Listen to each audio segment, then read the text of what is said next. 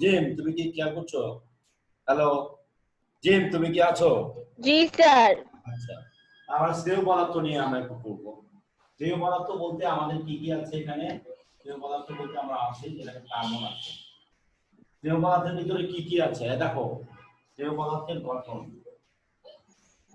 স্নেহ পদার্থের গঠনে আছে যে কার্বন আছে, তারপর হচ্ছে আছে হাইড্রোজেন আছে, তারপর আছে হাইড্রোজেন আছে, আর হচ্ছে তোমার হচ্ছে অক্সিজেন আছে।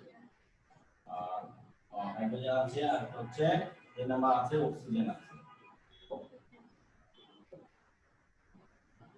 অক্সিজেন আছে, তিনটা জিনিস মিলে স্নেহ পদার্থ গঠিত হয়। স্নেহ পদার্থের একটা রাসায়নিক সংকেত আছে, এটা একটা রাসায়নিক সংকেত আছে। স্নেহ পদার্থের রাসায়নিক সংকেত আমরা নরমালি এখানে আমরা দিই আর আর বন্ড সিএইচ টু বন্ড হচ্ছে সি ডবল এইচ, এটাকে আমরা এটা এক ধরনের, হ্যাঁ এটা একটু এইটা এক ধরনের। এই পুরাটা আজকে রেকর্ডটা গলাটা খারাপ।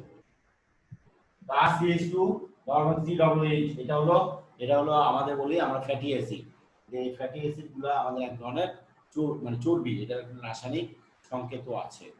এইটা ইচ্ছা করলে আর বন্ড সি ডবল এইচ দিতে পারি, বাড়াই দিতে। আর বলতে যে কোনো সংখ্যক হতে পারে, আর এর মানটা যে কোনো সংখ্যক হতে পারে, এরকম বাড়াই দিতে পারে, এরকম হতে পারে।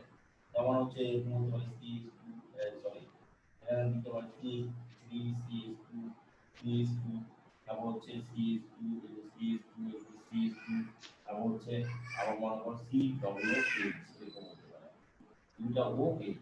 কারণ আমাদের বুঝতে হবে যে এরকম যে কোনোটা থাকতে পারে, অনেক বড় থাকতে পারে, সবগুলাই তোমার হচ্ছে আমাদের বলে অ্যাসিড। এইটাকে আমাদের সি ডবল এইচ থাকলে আমরা বুঝি যে এটা এক ধরনের চর্বি। তার মানে সি ডবল এইচ থাকলে আমরা কি বুঝি? এটা এক ধরনের চর্বি বা অ্যাসিড, ফ্যাটি অ্যাসিড বলি আমরা। তো এটাকে আমরা বলা হয়। যাই হোক, এরপরে আমাদের মেইন কথা যেটা আমরা আসি এখন, চর্বিটাকে আমরা কি চর্বির গঠন আমরা আসি, চর্বিটা আসলে থাকে কোথায় সেটা আমরা বলি। চর্বিটা কি উৎপন্ন করে, আমাদের চর্বিটা যে খাই, খাওয়ার পর আমাদের কি উৎপন্ন করে সেটা আমরা শিখি। চর্বিটা কি হয়, চর্বির পরিপাকটা কি হয়, চর্বির পরিপাকটা হয়ে চর্বিটা কি উৎপন্ন করে। আমরা চর্বি খাওয়ার পরে চর্বিটাকে কি হয়, ফ্যাটি অ্যাসিড হয়, এটাকে কি বলি, ফ্যাটি অ্যাসিড আর গ্লিসারল হয়। আমাদের চর্বিটা খাওয়ার পরে আমাদের হয় ফ্যাটি অ্যাসিড এবং গ্লিসারল, প্লাস হচ্ছে গ্লিসারল। এটা মনে রাখতে হবে, গ্লিসারল বা গ্লিসারিন, আমরা যে গ্লিসারিনটা মাটিতে রূপচর্চার জন্য সেই গ্লিসারিনটা তৈরি হয়। তার মানে এই গ্লিসারিনটা তৈরি হয় কোথা থেকে? চর্বি থেকে তৈরি হয়। মাখি না আমরা গ্লিসারিন, তো এই গ্লিসারিনটা তৈরি হয়। ফ্যাটি অ্যাসিড মানে এটা এক ধরনের অ্যাসিড, এটাকে বলে আর বন্ড সি ডবল এইচ, এটা মানে হচ্ছে এটা। আর গ্লিসারিন মানে আর বন্ড ওএইচ, এই দুইটা সংক্ষেপে, এটা সংক্ষেপে আমরা এইভাবে লিখি। তার মানে এটা কিন্তু একটা ইম্পর্টেন্ট কোশ্চেন, এটা কিন্তু থাকবেই, থাকার সম্ভাবনা হচ্ছে অনেক বেশি পার্সেন্ট। তাহলে চর্বি ভেঙে কি হয়, ফ্যাটি অ্যাসিড গ্লিসারল। বলো সবাই একসাথে বলো, চর্বি ভেঙে কি হয়, ফ্যাটি অ্যাসিড এবং গ্লিসারল তৈরি হয়। এটা আসার সম্ভাবনা আমাদের আছে। চর্বিটা এখন আমরা দেখি, চর্বিটা আসলে আমাদের চর্বিটা কোথায় যায় এবং হচ্ছে আমাদের এই গ্লিসারলটা কোথায় যায়। তো এটা কিভাবে আমাদের পরিপাক হয়। স্নেহ পদার্থে 20 ধরনের তোমার হচ্ছে অ্যামাইনো অ্যাসিড পাওয়া যায়, 20 ধরনের মানে চর্বি জাতীয় অ্যাসিড পাওয়া যায়, এটা বলে অ্যামাইনো অ্যাসিড। এই স্নেহ পদার্থের ভিতরে কয় ধরনের অ্যাসিড পাওয়া যায়? স্নেহ পদার্থের মধ্যে কয় ধরনের অ্যাসিড পাওয়া যায়? 20 ধরনের অ্যাসিড পাওয়া যায়। এটা কমপ্লিকেটেড কোশ্চেন। তো স্নেহ পদার্থের মধ্যে 20 ধরনের অ্যাসিড পাওয়া যায়, এটা মাথায় রাখতে হবে। অ্যাসিড পাওয়া যায়, এই 20 ধরনের অ্যাসিডগুলো কি? সেই 20 ধরনের অ্যাসিডগুলোকে নাম কি? অ্যামাইনো অ্যাসিড বলে। এক একটা প্রত্যেকটাকে এক একটা করে কি বলে? Amino acid.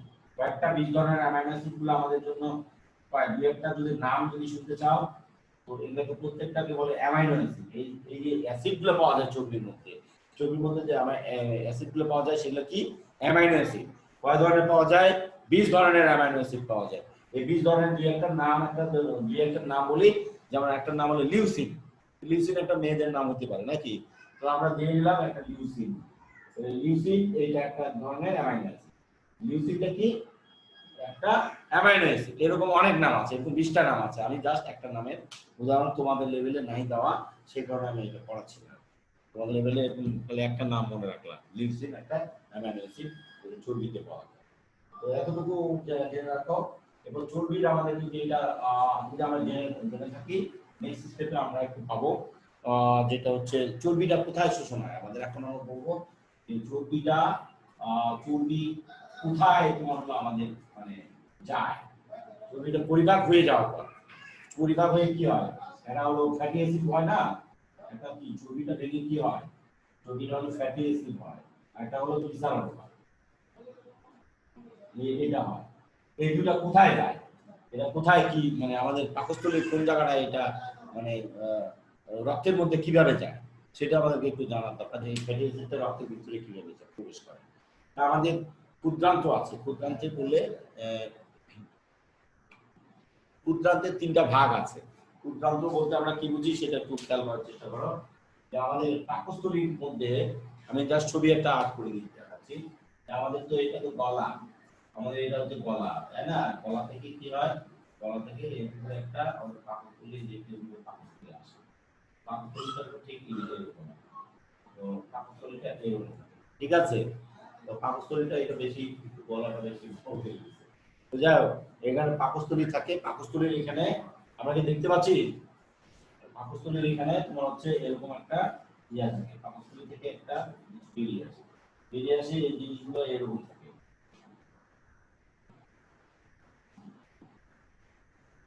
যাই হোক এরকম থাকে, পেঁচানো পেঁচানো এরকম অনেক থাকে আর কি, তাই না?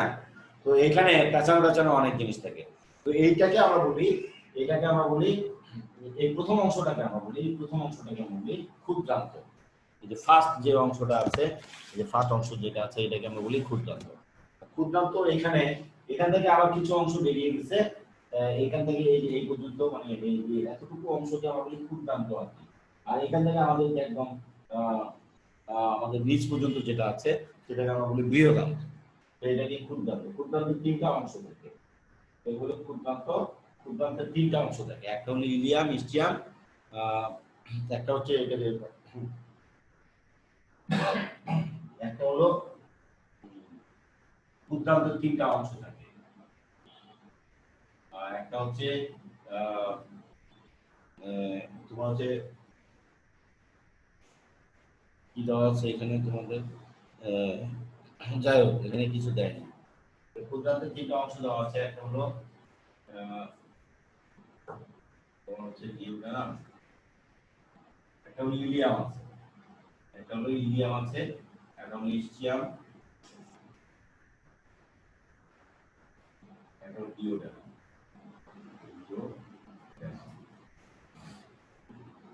তো ডিউডানাম আছে, তো ইলিয়াম যেটা, যেখানে ইলিয়াম অংশ আছে, আমি জাস্ট উদাহরণ হিসেবে একটু খেয়াল করার চেষ্টা করব।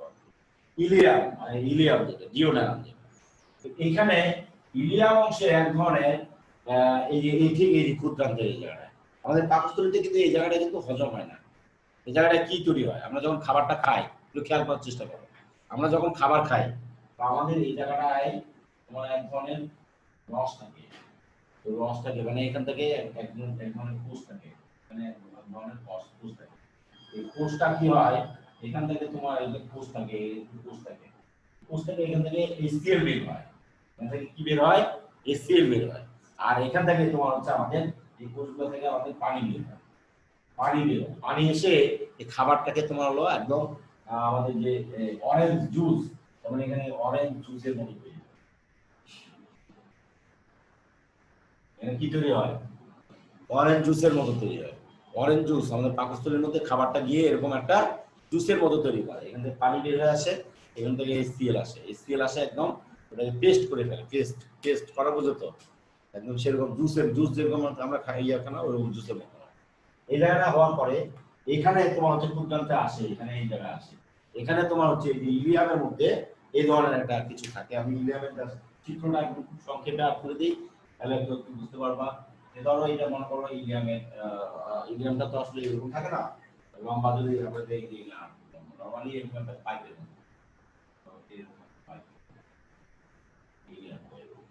হ্যাঁ, তো এখন এখানে যদি তোমার হলো এরকম চিরুনির দাঁতের মতো কিছু আছে, এই জায়গাটায় কিছু চিরুনির দাঁতের মতো এরকম আছে, এই যে এরকম চিরুনির দাঁত থেকে এরকম আছে।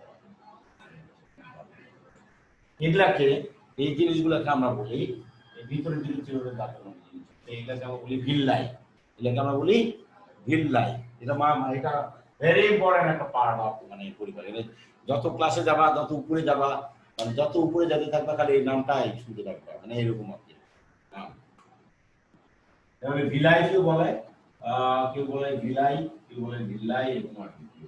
ভিলাই, এই ভিলাই, বিলাই না কিন্তু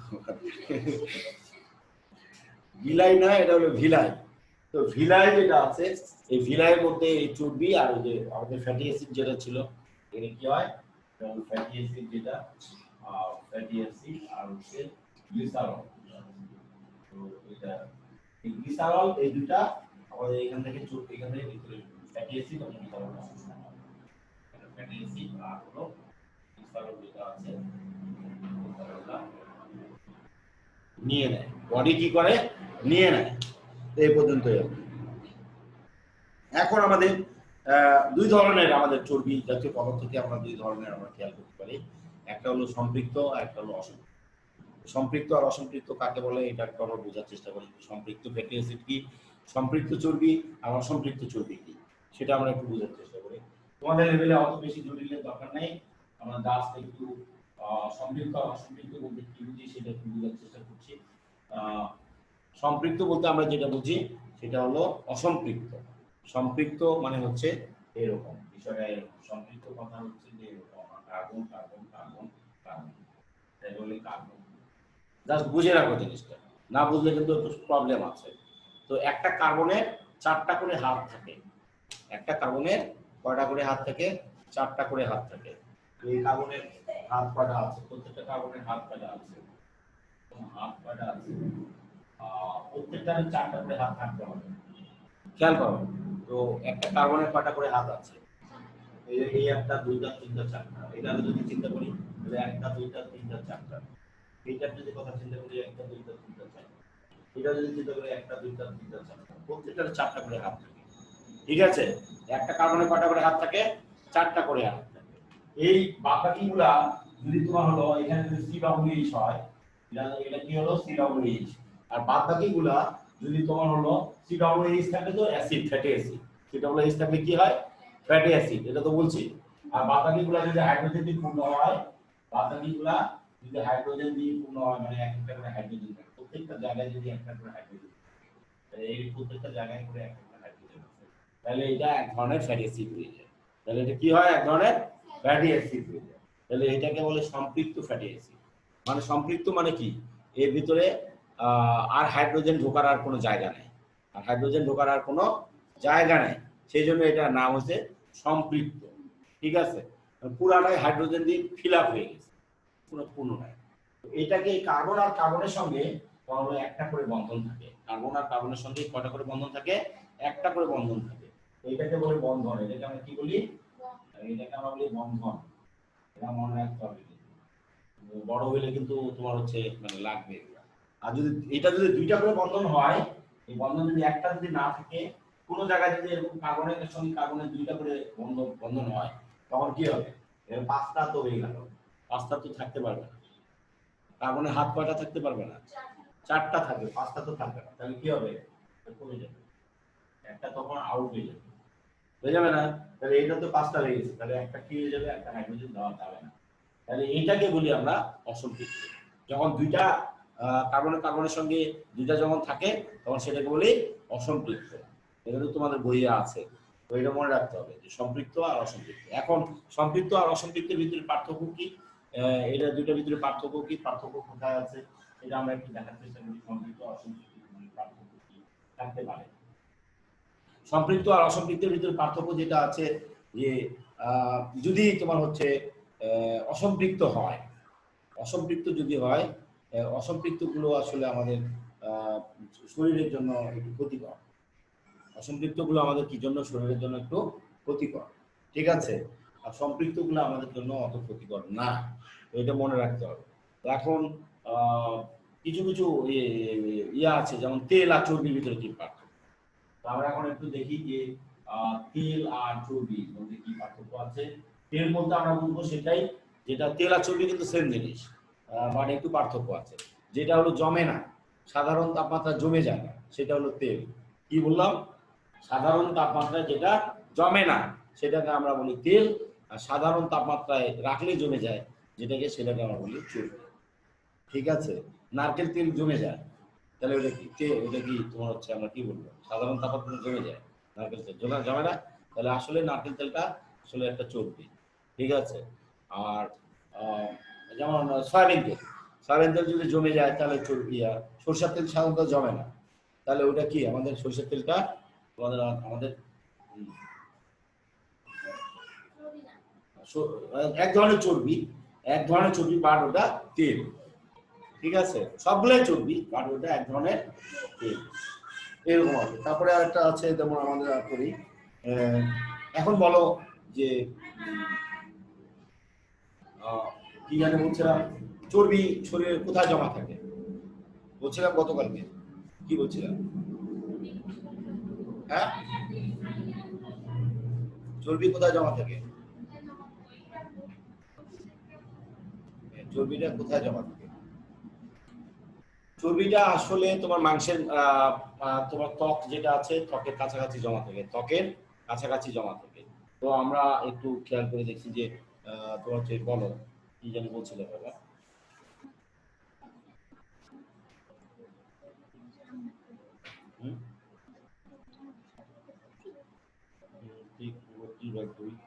হ্যাঁ, ঠিকই তো বলতেছিস। তাহলে এখানে কি এটা 15 দিতে হবে, 1/2 আগে দিতে হবে, 1/2, এটা 15/15। ঠিক আছে, তাহলে আমরা কি বললাম? তেল আর চর্বির ভিতরে পার্থক্য হলো যেটা সাধারণ তাপমাত্রায় জমে। এখন বলো যে চর্বি কোথায় থাকে? মেয়েদের শরীর নরম থাকে।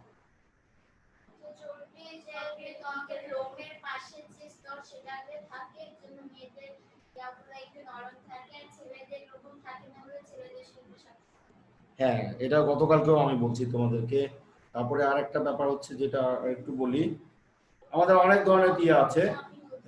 অসম্পৃক্ত চর্বি জাতীয় এসিড বেশি থাকে, তাই তা বেশি উপকারী। যে স্নেহ জাতীয় খাদ্যে অসম্পৃক্ত চর্বি জাতীয় এসিড বেশি থাকে, তা বেশি উপকারী। সয়াবিন তেল, সূর্যমুখী তেল, এইসব তেল। আচ্ছা, এখন বলো সয়াবিন তেল। তো আমরা একটু একটু প্রবলেম হচ্ছে, আমরা একটু বলার চেষ্টা করি।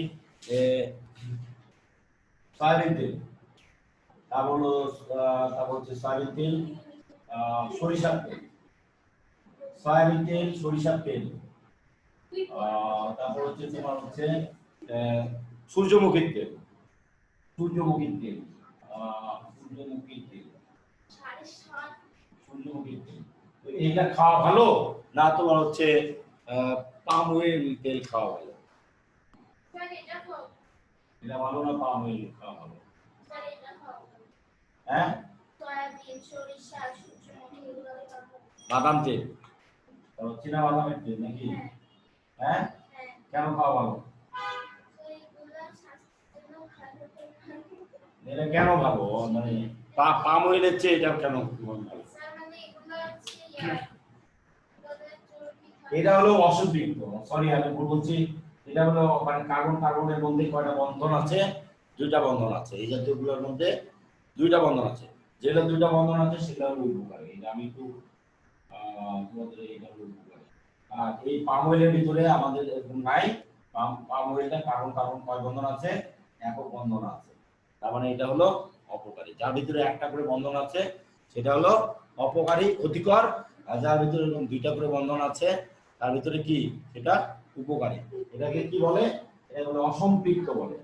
এটাকে কি বলে আমাদের? অসম্পৃক্ত। আর এটা হ্যাঁ, পাম অয়েল কোনগুলো জানো না? পাম পাম গাছের তেল থাকে, পাম গাছ থেকে যে তেলটা তৈরি হয়।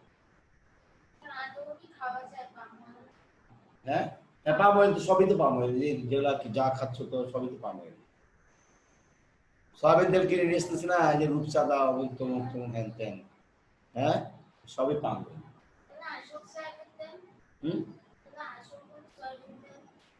লেখা থাকে কিন্তু পাম অয়েল দেয়।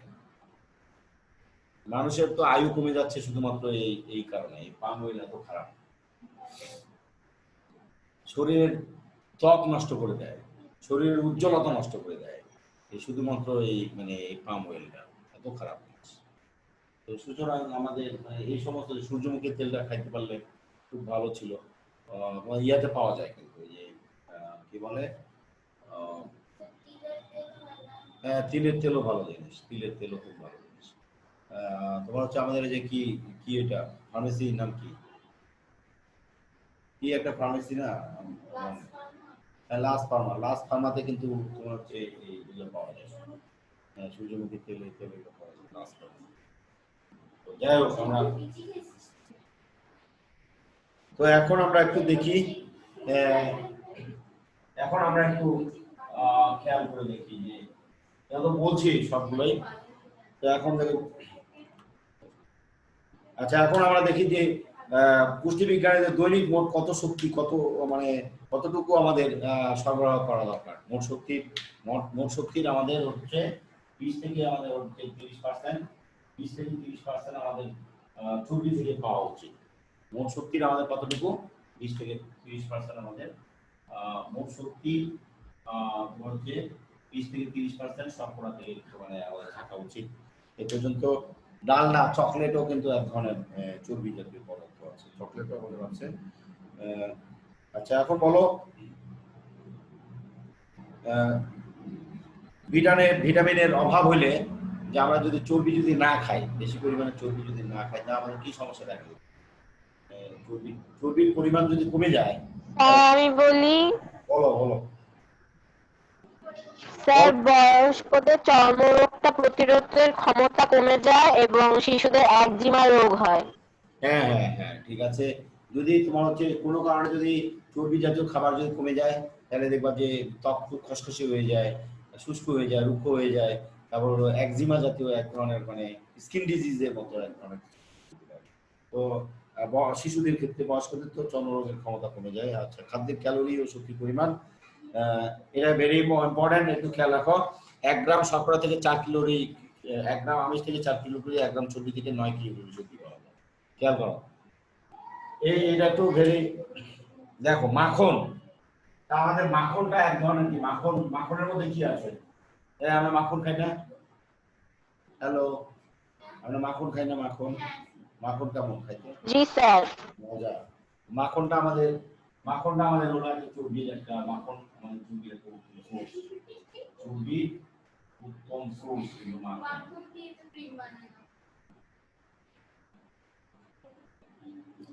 মাখন খেলে প্রচুর এনার্জি আছে, মাখনের ভিতরে প্রচুর এনার্জি আছে। তো তার আগে আমরা 1 গ্রাম শর্করা থেকে আমরা কি পরিমাণ শক্তি পাই? 1 গ্রাম শর্করা থেকে আমরা 4 কিলো ক্যালোরি শক্তি পাই, 4 কেসিএল শক্তি পাই 1 গ্রাম থেকে। 1 গ্রাম শর্করা থেকে কি কতটুকু পাই? 4 কিলো ক্যালোরি। এটার অঙ্ক আছে কিন্তু একটা, মাথায় রাখতে হবে। তারপর হচ্ছে 1 গ্রাম প্রোটিন থেকে কতটুকু পাই?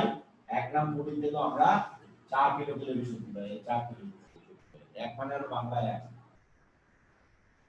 আর হচ্ছে 1 গ্রাম চর্বি থেকে আমরা পাই, 1 গ্রাম চর্বি থেকে আমরা 9 কিলো ক্যালোরি শক্তি পাই। দেখো হিসাব করে দেখো, শক্তি সবচেয়ে কোথায় বেশি পাই? কোথায় বেশি পাই? সবচেয়ে চর্বিতে বেশি আমরা শক্তি পাই, সবচেয়ে চর্বিতে। চর্বি থেকে আমরা শক্তি বেশি পাওয়া যায়। আচ্ছা, আমাদের এই শক্তিটা প্রয়োজন কি কারণে? এখন আমরা বলি আমাদের এই শক্তিটা প্রয়োজন কেন? এই শক্তিটা প্রয়োজন কি কারণে? বলো, এই শক্তিটা কেন প্রয়োজন? কি কাজ করবো আমরা? আমরা আসলে এই শক্তিটা আমাদের প্রয়োজন, আমাদের চিন্তা শক্তি, আমাদের চলাফেরা, কথা বলা, সবকিছুর জন্য আমাদের এই শক্তিটা প্রয়োজন আছে। কিন্তু আমাদের কথা নয় বাদু দিলাম, তা আমাদের পিছনে কে কাজ করে? আমরা নয় তো আমরা কাজ করি, আমাদের পিছনে কে কাজ করে? আমাদের পিছনে কাজ করে আমাদের কোষ, আমাদের পিছনে কাজ করে, আমরা সবকিছু মিলে আমাদের কি কোষ। তুমি চিন্তা করে দেখো, মানুষ, আমরা তো একটা হিউম্যান বডি, আমাদের ভিতরে অনেক ধরনের কোষ আছে। তো 10 টু দি পাওয়ার কত? আমাদের শরীরে 10 টু দি পাওয়ার 14 এত বিলিয়ন কোষ আছে, এত বিলিয়ন। খেয়াল করো, আমাদের শরীরে 10 এর উপরে 1 লিখে 14টা শূন্য দিলে 1 লিখে 14টা শূন্য দিলে যা হয় কতগুলো কোষ আছে। আমরা আমাদের কোষের সমষ্টি, প্রত্যেকটা কোষের জন্য নির্দিষ্ট একটা রাসায়নিক বিক্রিয়া, প্রত্যেকটা কোষের ভিতরে অনেক ধরনের রাসায়নিক বিক্রিয়া আমরা শুনছি না? যেমন এই যে কি হয়, হাইড্রোজেন আর অক্সিজেন মিলে পানি হয়, হাইড্রোজেন আর অক্সিজেন মিলে হয় পানি। এই ধরনের রাসায়নিক বিক্রিয়াগুলা এই কোষের ভিতরে তোমার হলো ঘটে। কোষের ভিতরে এগুলো কোটি কোটি অনেক ধরনের রাসায়নিক বিক্রিয়াগুলো ঘটতে। এই রাসায়নিক বিক্রিয়া ঘটতে গেলে আমাদের এই এনার্জিটা ছাড়া এই রাসায়নিক বিক্রিয়াটা ঘটতে পারবে না। তাহলে আমাদের কি হবে, কি প্রবলেমটা আছে? যদি আমরা যদি ঠিক মতো খাবার যদি না খাই, তো আমরা অনেকে দেখি যে ঠিক মতো আমরা খাবার খাই না।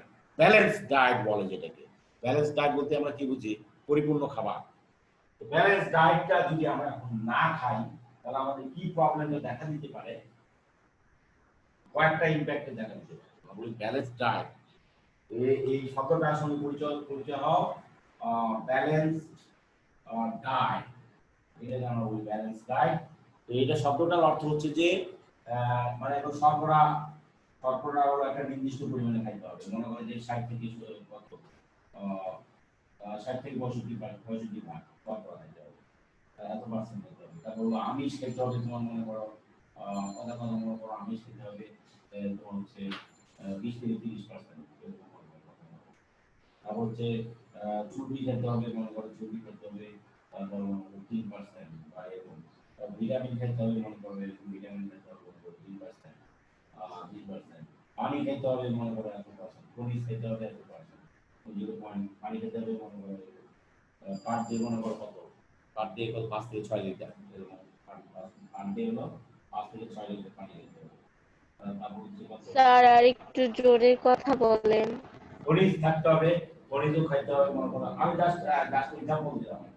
তো এরকম, তো যদি এরকম হয় তাহলে খাবারের মধ্যে যদি আমার পরিপূর্ণ যদি জিনিসটা যদি থাকে, প্রত্যেকটা জিনিস যদি একদম ঠিক মতো আমি প্রত্যেক টাইম টু টাইম যদি প্রতিদিন যদি আমি পাই, ডেইলি কিন্তু হইতে হবে সেটা। প্রতিদিন যদি আমরা এবং টাইম টু টাইম ডেইলি যদি আমাদের খাবারটা যদি ঠিক মতো ঠিক থাকে, তাহলে আমাদের যে মেশিন যেটা আছে, আমাদের মেশিন কোনটা? আমাদের মেশিনটা হলো আমাদের এই কোষটা। আমাদের মেশিন যেটা কি হচ্ছে? আমাদের এই কোষ। আমাদের এই কোষটাকে আমাদের কি করতে হবে? আমাদের এই কোষটাকে আমরা তোমার হচ্ছে এই কোষটাকে কি করতে হবে? আমাদের এই কোষটাকে আমাদের পরিপূর্ণ ঠিক সুস্থ রাখতে গেলে আমাদের যত যাবতীয় এই মেশিনটা যেটা আছে, ক্রোমোজোম, যে ক্রোমোজোম, যে প্লাস্টিক এই যে এগুলা যেটা আছে, যেটা আছে মাইটোকন্ড্রিয়া, এই বিভিন্ন মাইটোকন্ড্রিয়া, মনে করো মাইটোকন্ড্রিয়া, তারপর হচ্ছে গলি বড়ি, অনেক ধরনের আছে। গলি বড়িটাকে তাই না? আমরা যাই গলি বড়ি এবং আমরা পড়ছি আগে, তাই না? তারপর হচ্ছে আরো কি কি আছে? লাইসোজোম আছে, আরো কি আছে? লাইসোজোম আছে, তারপর হলো লাইসোজোম আছে, ক্রোমোজোম আছে। এইগুলো আমাদের ঠিক থাকে। আমরা এগুলা এই মানে ইয়া করতে বলছি না, আমরা বলছি যে আমাদের বেসিক যেটা আছে সেটা হলো আমাদের এই কোষটা, কোষের ভিতরে তো অনেক কিছুই আছে। এই কোষের এইটা ঠিক রাখার জন্য আমাদেরকে পরিপূর্ণ খাবারটা খেতে হবে। যদি এটা ঠিক থাকে তাহলে আমরা অনেক দিন বাঁচি। আর যদি এটা ঠিক না থাকে তাহলে আমাদের কি হয়? এটা ঠিক না থাকলে আমাদের কি কি হইতে পারে? এটা যদি ঠিক না থাকে তাহলে আমাদের হতে পারে ক্যান্সার হতে পারে। এটা যদি ঠিক না থাকে ক্যান্সার হতে পারে, তারপর হতে পারে রোগ প্রতিরোধ ক্ষমতা কমে যেতে পারে। এটা কিন্তু ভালোভাবে একটু খেয়াল করার চেষ্টা করবো। সবকিছু কিন্তু এর মধ্যেই আছে, যা কিছু আছে কিন্তু সবকিছু এর ভিতরেই আছে। তো এখানে রোগ প্রতিরোধ ক্ষমতা কমে যেতে পারে, রোগ প্রতিরোধ ক্ষমতা কমে যেতে পারে। তারপর অনেক ধরনের রোগ হয়, যেমন ম্যারাসমাস হতে পারে। আমিষের অভাবে তোমার কি হয়? ম্যারাসমাস রোগ হয়। তারপর হচ্ছে আরো আয়োডিনের অভাবে গলগণ্ড রোগ হয়। তো এরকম গলগণ্ড রোগ হয়, তাই না? অনেক ধরনের। এটা যদি মেইন কথা হচ্ছে যে এটা যদি হয় আমার এই ক্রোমোজোম গুলো আছে, ক্রোমোজোম গুলো তোমার হচ্ছে মানে সুস্থ থাকে না। মেইন হচ্ছে এই ক্রোমোজোমটা হচ্ছে সবচেয়ে বড় জিনিস। তো এখানে এই ক্রোমোজোম গুলোকে যদি আমরা পরিপূর্ণ না খাই, এই ক্রোমোজোম যদি সুস্থ না থাকে, তাহলে ইম্প্যাক্ট করবে হয় মানুষটা অল্প বয়সে মারা যাবে, বয়সে মারা যাবে, অথবা মারা যাবে, অথবা তোমার হচ্ছে তাড়াতাড়ি তোমার হচ্ছে ইয়ে হয়ে যাবে, তাড়াতাড়ি বুড়ো হয়ে যাবে। হ্যাঁ, মানে এরকম হবে, মানে অল্প বয়সে মারা যাবে এবং তাড়াতাড়ি বুড়ো হয়ে যাবে। কিন্তু এই জিনিসটা আবার ঠিক মতো না হয়। কেউ মনে করে যে অনেক সময় দেখা যাচ্ছে যে খাওয়া দাওয়া পুষ্টি ভুগলে কিন্তু সে বেশি দিন কিন্তু বাঁচতে পারবে না। স্বাভাবিক ব্যাপার, এটা কিন্তু মানে বাস্তব সত্য কথা। তো এর জন্য পরিপূর্ণ একদম ডায়েট কন্ট্রোল অনুযায়ী আমাদের খাওয়া উচিত। বাইরের দেশে তোমার হচ্ছে অতিরিক্ত খাওয়াটাও কিন্তু শরীরের জন্য খুবই খারাপ। মানে একদম পরিমাণ মতো খাইতে হবে, যা দরকার একদম মেপে মেপে খাইতে হবে, মানে একদম মাপে যেভাবে খায় সেভাবেই খেতে হবে। তো বাইরের দেশে কিন্তু কেউ যদি বাঙালিদের খাওয়া যদি বাইরের দেশের লোক আসে যদি দেখে যে বাঙালিরা এইভাবে প্লেটে এক গাদা প্লেটে নিয়ে খায়, এরকম যে আবার হাত দিয়ে খায়, এটা মানে আসলে মানে ওদের কাছে অবাক হয়ে যাবে যে এরা কি, এরা এখনো কি কোথায় বসবাস করতেছে, মানে এরা এখনই কি পৃথিবীতে আছে, না এরা ভিন্ন জগৎ থেকে কোত্থেকে মানুষ আসছে, এরকম একটা বিষয়। তো আমরা তা আমাদের কি আজকে এই পর্যন্ত থাকবে? হ্যাঁ, আমাদের কি এই পর্যন্ত থাকবে? জি স্যার। আচ্ছা, আমাদের এই পর্যন্ত থাক, তাহলে আমরা আপাতত পড়াটা আমরা দিয়ে দিই। পড়াটা আমরা কি দিতে হবে আমাদের? পড়াটা বলো। স্যার রেকর্ডটা বন্ধ করুন। হ্যাঁ, বলো বলো, আমরা লিখে নেই, তারপর তাড়াতাড়ি বলো। স্যার রেকর্ডটা বন্ধ করেন। হ্যাঁ, আমি বন্ধ করছি।